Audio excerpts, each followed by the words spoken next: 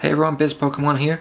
I've got Sylvia on here to help me explain some of my trade rules. It's going to be a super quick video just to outline some of the things that I prefer to happen.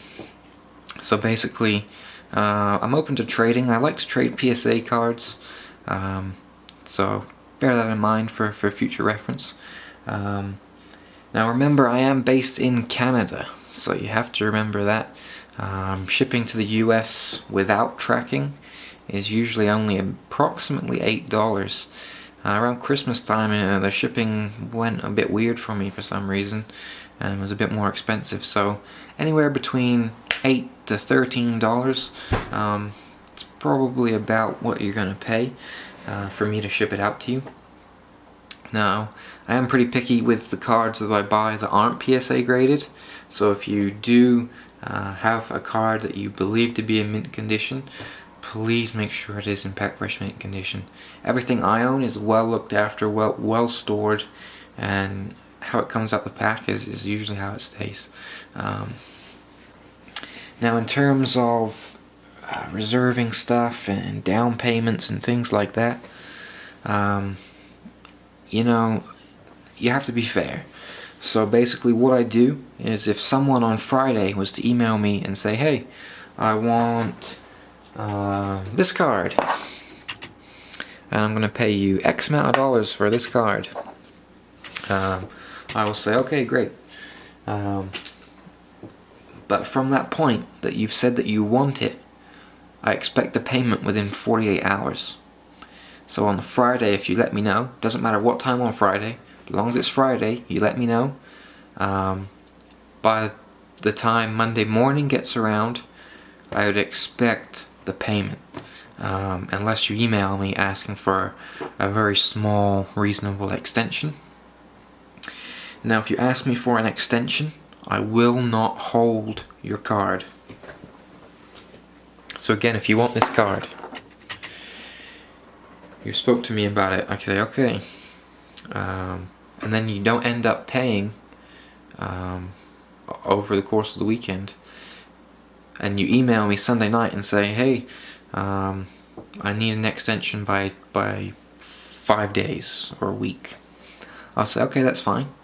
But if somebody else comes up and just offers me the money and actually sends me the money, and you're expecting me to hold it within that extended period, I don't do that.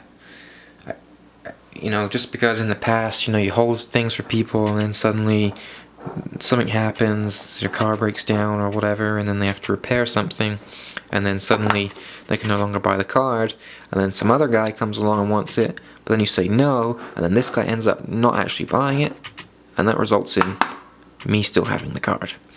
So that's my kind of reasoning behind it.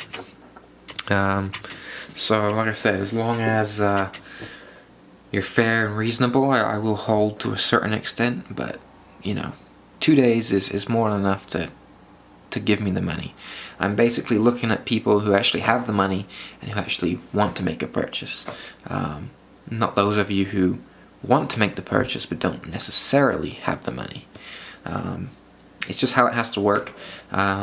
If we make a few trades and a few sales with one another, then I'm sure you know, we'll build up a little bit of trust, and that way I can reserve things for a little bit longer because I know you're going to pay.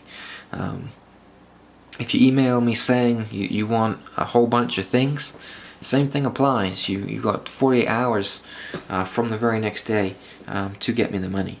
If the money doesn't show up and someone else wants it, they're going to come in and they're going to take it, and I will give it to them. Not to be mean to anyone, but that's just how it has to work, at least for the time being. So you look around on YouTube and you see the people that have been wasted a lot of time and effort and things like that, and I don't want that to be, you know, how it goes. So keep it short, keep it simple. We want a card, come in and let's pay for it, and let's do a deal. In terms of making a deal, if you say to me on the Friday, oh, I want 5 cards, and you're offering me a certain price, negotiations back and forth between me and you will go on for 48 hours. So again, if you're trying to negotiate price, or you're trying to negotiate what other cards you want, or you're trying to think about it, if we exchange emails back and forth, which we will, if you don't end up replying to me on, say, Saturday night or Sunday morning, and then again you come around to Monday, you know, that's the negotiation period over. 48 hours to negotiate and to pay. Keeps it simple for everyone, keeps it fair for everyone. That way if someone comes in over the weekend and says they want something, they can have it. Well, on the Monday potentially. So like I said, negotiations, camera's doing some weird stuff. Anyway, for negotiation period, 48 hours. So unless you're telling me that you're going to be busy over the weekend and we'll talk on Monday, I will do that. For example, if you contact me on Friday and you say you're away over the weekend, I'll talk to you on Monday. We'll talk on Monday. If we don't talk on Monday, that's it. You know, Tuesday, someone else comes along, they will get the cards. So hopefully it's pretty simple for you guys. I try to make it as fair as possible, and I just expect the same in return. I don't really think I have anything else to cover. Nope. So stay tuned for more videos, and if you have any questions regarding trade rules or selling or anything like that, please let me know. I'm super quick with my payments, and I just expect the same right back. So thanks everybody for watching, and we'll see you again.